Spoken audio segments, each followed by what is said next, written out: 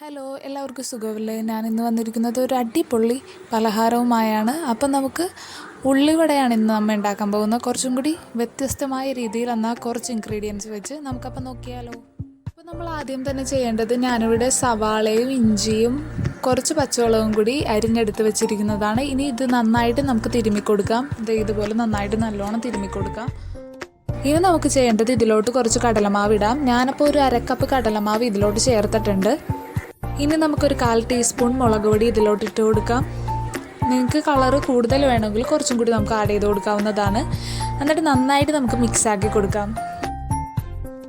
പിന്നെ ഞാനൊരു 1/2 teaspoon chicken മസാലയും കൂടി ആഡ് ചെയ്തിട്ടുണ്ട്, ഒരു ടേസ്റ്റിന് വേണ്ടിയിട്ട്. ഇനി നമുക്കിതെല്ലാം ഇത് അടച്ചു വെക്കാം ഒരു 30 മിനിറ്റ്. അത് കഴിഞ്ഞ് നമുക്കെടുക്കാം. അപ്പോൾ 30 മിനിറ്റായി, ഇതൊന്ന് തിക്കായിട്ടുണ്ട്. ഇനി നമുക്കിതിലോട്ടൊരു മുട്ട ഇട്ട് കൊടുക്കാം. നന്നായിട്ട് ഇനി മിക്സാക്കാം. ഈ ഒരു പാകമാണ് നമുക്ക് വേണ്ടത്. അപ്പം നമുക്കിനി ഇത് നന്നായിട്ട് വറുത്തെടുക്കാം. അതിന് വേണ്ടിയിട്ട് ഞാൻ എണ്ണ ചൂടാകാൻ വെച്ചിട്ടുണ്ട്. എണ്ണ അപ്പോൾ തിളച്ചിട്ടുണ്ട്. ഇതിലോട്ട് നമ്മുടെ ഉള്ളിവട നമുക്ക് ഇട്ട് കൊടുക്കാം. അപ്പോൾ ഞാൻ ഇവിടെ ഉള്ളിവടയെല്ലാം ഇട്ട് കൊടുത്ത്, അപ്പോൾ നമ്മൾ ഇടയ്ക്ക് നമ്മളിങ്ങനെ ഒന്ന് മറിച്ചിടണം നല്ലതായിരിക്കും. കാരണം മറിച്ചിട്ട് കൊടുത്തില്ലെങ്കിൽ ഇത് നന്നായിട്ട് വേകാൻ കുറച്ച് പണിയായിരിക്കും.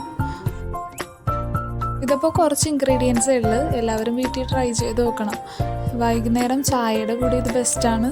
എല്ലാവർക്കും, പിള്ളേർക്കൊക്കെ ഭയങ്കരമായിട്ട് ഇഷ്ടപ്പെടുന്ന ഒരു ഡിഷാണിത്. എല്ലാവരും അപ്പോൾ ട്രൈ ചെയ്ത് നോക്കണം.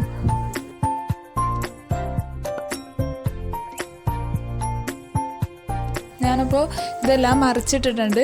ഇനി നമുക്കിതൊന്ന് റെഡിയാകാൻ വേണ്ടിയിട്ട് ഒന്ന് വെയിറ്റ് ചെയ്യാം.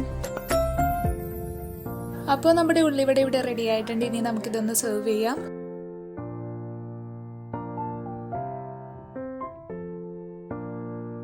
അപ്പോൾ നമ്മുടെ ഉള്ളിവട ഇവിടെ റെഡി ആയിട്ടുണ്ട്. എല്ലാവർക്കും വീഡിയോ ഇഷ്ടപ്പെട്ടെന്ന് വിശ്വസിക്കുന്നു. ഈ വീഡിയോ ഇഷ്ടപ്പെട്ടെങ്കിൽ തീർച്ചയായും നിങ്ങൾ ലൈക്ക് ചെയ്യണം. നിങ്ങൾക്ക് എന്തെങ്കിലും കമൻറ്റ്സ് ഉണ്ടെങ്കിൽ കമൻറ്റ് ബോക്സിൽ ഇട്ടാൽ